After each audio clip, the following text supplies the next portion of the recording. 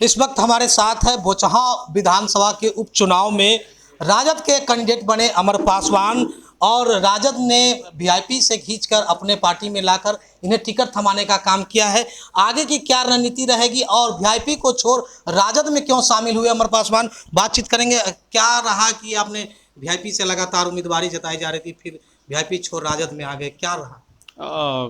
देखिए, बाबूजी की मृत्यु के बाद स्वर्गीय मुसाफिर पासवान जी जो बोचहां के विधायक रहे थे, अपने प्रथम कार्यकाल में ही उनकी मृत्यु हो गई और एनडीए को भरपूर उनका भी इस सरकार में योगदान रहा, लेकिन आज वो हमारे बीच में नहीं रहे।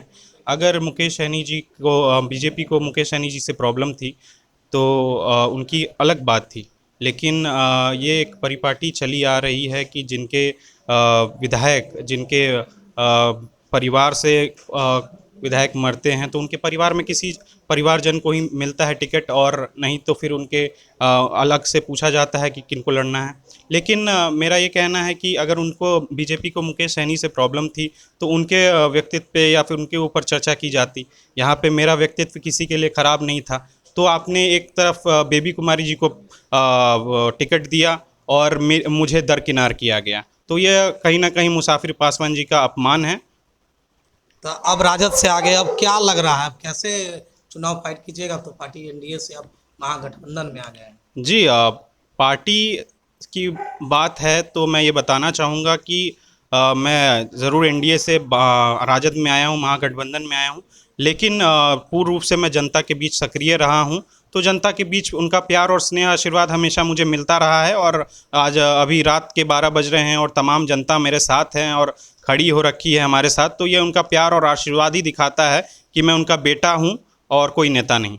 बेहतर कहाँ महसूस कर रहे हो, वहाँ थे या यहाँ महसूस कर रहे हैं? बेहतर, देखिए, बेहतर महसूस तो मैं अब यहाँ कर रहा हूँ क्योंकि यहाँ पे एक अलग व्यक्तित्व और छवि, लोग काफ़ी जुड़ाव और उत्साह के साथ मेरे साथ जुड़ रहे हैं। और तो मैं ये कहना चाहूँगा कि मैं किसी दलीय और किसी जाति धर्म के बारे में तो नहीं कहता हूँ, मैं एक क्षेत्र के विकास की बातें करता हूँ, तो फिर मैं सिर्फ और सिर्फ मैं दल के बारे में नहीं कहूँगा, मैं सिर्फ विकास के बारे में बात करूँगा। कैसे फाइट कीजिएगा? एक तरफ पूर्व विधायिका है, वहीं दूसरी तरफ पूर्व मंत्री की बेटी है जो पहले भी एमएलसी रह चुकी है, तो कैसे अपने आप को कहाँ इन सबके बीच देखें? जी, कहीं ना कहीं तो त्रिकोणीय है यह लड़ाई, लेकिन हम राजद परिवार बहुत ही मजबूत स्थिति में हैं और उनका जोश और उत्साह ही इस त्रिकोणीय लड़ाई को राजद की विजय यात्रा पे ले जाएगी। तो हमारे साथ बातचीत कर रहे थे जो राष्ट्रीय जनता दल के बोचहां उपचुनाव से उम्मीदवार बने हैं अमर पासवान, जो दिवंगत मुसाफिर पासवान के पुत्र है। इन्होंने कहा है कि हमारा परिवार पहले से भी राष्ट्रीय जनता दल से जुड़ा था और पुनः उसमें वापस चले आए हैं। लड़ाई तीन कोणीय है, अब जो राजनीति है जो तय करेगी बोचहां उपचुनाव की, जो श्रेय उन वहाँ की जो जनताएँ हैं वो तय करेगी कि आखिर उन्हें किनके पर भरोसा है जताया जा सकता है। तब तक के लिए धन्यवाद, नमस्कार।